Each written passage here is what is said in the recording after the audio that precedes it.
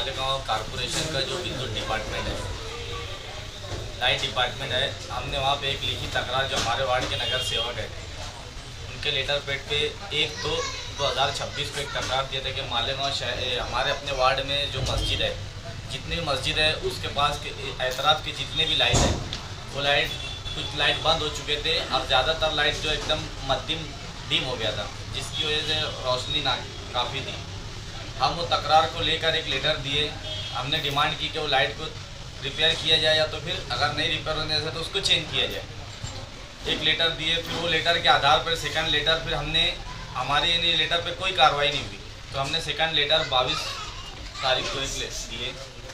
22 तारीख को लेटर देने बाद भी वो आज तक कि वो यानी बनाए नहीं और रमज़ान महीने में बहुत तकलीफ थी, लाइट में शहरी में लोग मस्जिद तक जाने में दुश्वारी पेश आती थी। उसके बाद हमने ये दोनों लेटर के आधार पे लोक संघर्ष समिति का एक लेटर दिए। आज जाके उनसे कांटेक्ट किए, हमको रोज़ आश्वासन आज देते कल देते, हम कई मरतबा उनकी शिकायत लेके सिटी इंजीनियर के पास गए।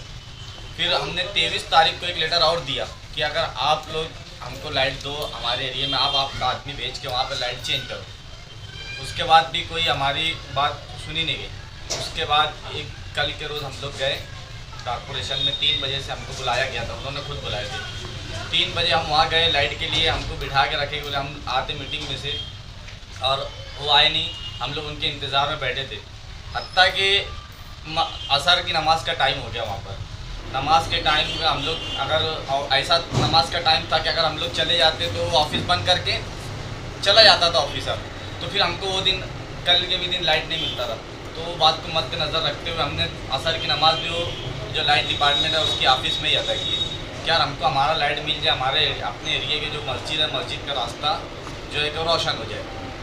मगर उसके बाद भी कुछ नहीं हुआ तो हमने एक लेटर पुलिस स्टेशन में भी दिए थे कि अगर आइंदा अगर हमको नहीं मिला लाइट तो हम उसके मुंह पे गोबर मारने वाले थे। इसीलिए आप लोगों को बुलाया गया था आपके चैनल के माध्यम से उनको ही बोलने लगे कि अगर हम कमिश्नर को भी लेटर दिए, पुलिस स्टेशन में भी लेटर दिए, अगर हमारे अपने वार्ड की मस्जिदों के पास का लाइट अगर नहीं दुरुस्त होता है तो हम ये आगे कदम उठाने वाले हैं।